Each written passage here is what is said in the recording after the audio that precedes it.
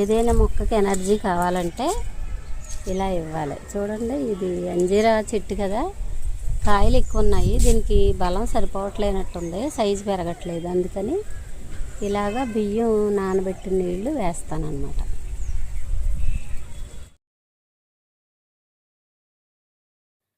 పాదులు ఎదిగేటప్పుడు చివర్లో tips cut చేస్తే ఎక్కువ తీగలు వచ్చి ఎక్కువ కాపు వస్తుంది. అది గుర్తుపెట్టుకోండి. నేను బీర తీగలకే టిప్స్ కట్ చేస్తున్నాను ఈరోజు. తీగలు ఎక్కువ రావడంతో కాయ ఎక్కువ వస్తుంది అన్నమాట.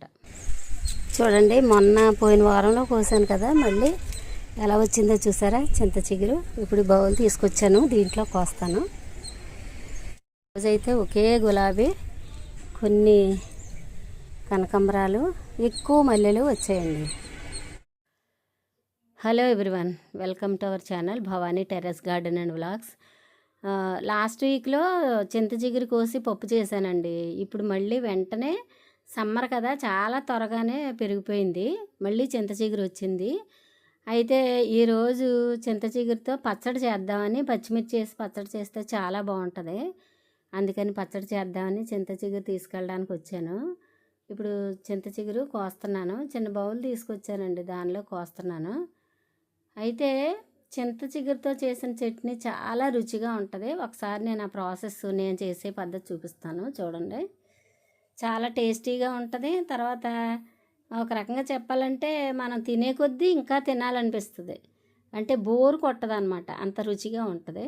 ఒకసారి మీరు ఈ వీడియో చూసి ఆ విధంగా ఒకసారి మీరు చింత చిగురు మార్కెట్లో ఉంటుంది కదా, వెజిటబుల్ మార్కెట్ దగ్గర తీసుకుని ఒకసారి చేసుకుని చూడండి, ఎంతో బాగుంటుంది. చాలా అంటే చాలా టేస్టీగా ఉంటుంది.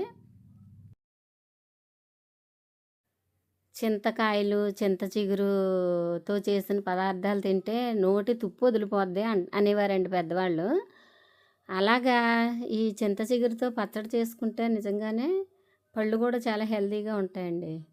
సి విటమిన్ రిచ్గా ఉంటుంది కదా, పళ్ళు కూడా హెల్తీగా ఉంటాయి. ఒకసారి ఇది ట్రై చేయండి మర్చిపోకుండా. రుచి అయితే చాలా బాగుంటుంది.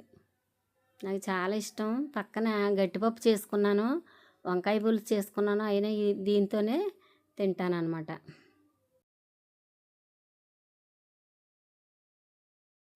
ఇలాగా టెర్రస్ మీద 1-2 మొక్కలు ఉంచుకుంటే మనకి అవసరమైనప్పుడు ఎప్పుడు కావాలంటే అప్పుడు ఇలా చింత చిగురు హార్వెస్ట్ చేసుకోవచ్చండి. నేను మీకు పదే పదే చెప్తున్నాను. ఎందుకంటే ఒక 2 చెట్లు వేసుకుంటే ఒక వారంలో ఒక చెట్టు, ఒక వారంలో ఒక చెట్టు చింత చిగురు కోసుకోవచ్చు అనమాట.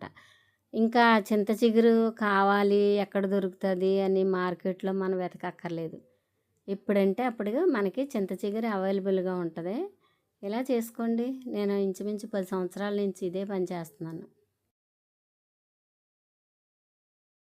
ఆకుకూరలు కానీ, కూరగాయలు కానీ, ఇలా చింత చిగురు కానీ, లేకపోతే పూలు కానీ, ఏది హార్వెస్ట్ చేసినా కానండి ఆ మొక్కకి తప్పనిసరిగా వెంటనే నీళ్లు పోయాలండి. చూసారా, ఈవేళ మనకు వచ్చిన చింత చిగురు చాలా ఫ్రెష్గా, లేతగా బాగుంది.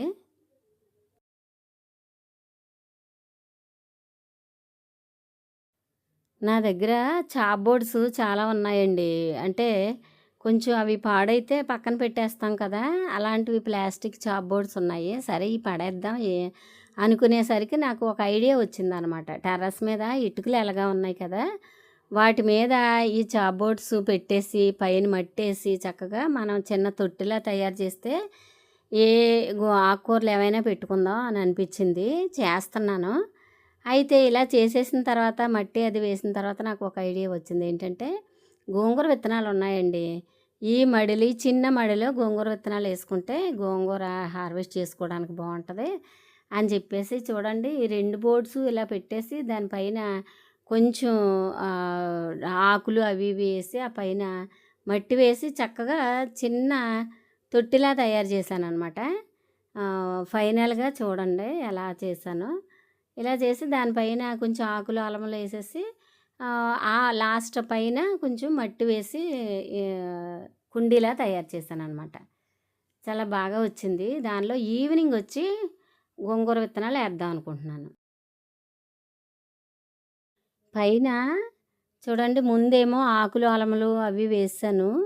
పైన కంపోస్టు మట్టి ఉంది 2 కుండీల్లో, అది తీసుకొచ్చి వేస్తున్నాను అనమాట. చక్కటి చిన్న మడి తయారైంది. దీనిలో గోంగూర విత్తనాలు వేసుకుంటాను. ఎందుకంటే మొన్న తయారు చేసిన మడిలోనేమో తోటకూర విత్తనాలు వేసాను, అలాగే 4 బెండ కుదుళ్ళు కూడా పెట్టాను. అయితే దీనిలో ప్రత్యేకించి గోంగూర మాత్రమే వేద్దాం అనుకుంటున్నాను. మంచి గోంగూర, పుల్ల గోంగూర 2 రకాలు కూడా దీనిలో వేస్తాను. సమ్మర్లో ఆకుకూరలు కావాలంటే చాలా చాలా బాగా పెరుగుతాయి. మనం కొంచెం శ్రద్ధ చూపిస్తే బాగా పెరుగుతాయి కదా, ఇలా చేస్తున్నాను అనమాట. ఈ టెర్రస్ గార్డెన్ మొక్కలు పెంచడం అంటే నాకు ఎంతో ఇష్టం అండి. నా అంత ఇష్టం మరి ఎవరికైనా ఉంటుందో లేదో, నాకు అంత ఇష్టం. ప్రతి కుండీలోనూ పైనున్న ఇది చెత్త అంతా దీనిలో వేసానండి. వేసి ఇదిగో ఈ మట్టి ఇలా పైన వేసేసి ఒక 10 days అలా ఉంచితే నీళ్లు చల్లుతూ ఉంటే మంచి కంపోస్ట్ అవుతుంది. అది మొక్కలకి చాలా బలం అన్నమాట. ఇలా చేస్తూ ఉంటాను అప్పుడప్పుడు. దీని మీద కంపల్సరీ వాటరింగ్ చేయాలి డైలీ. మొక్కలకి వాటర్ ఇచ్చేటప్పుడు దీని మీద కూడా వాటరింగ్ చేయాలి. అప్పుడే చక్కటి కంపోస్ట్గా తయారవుతుంది. ఓకేనా?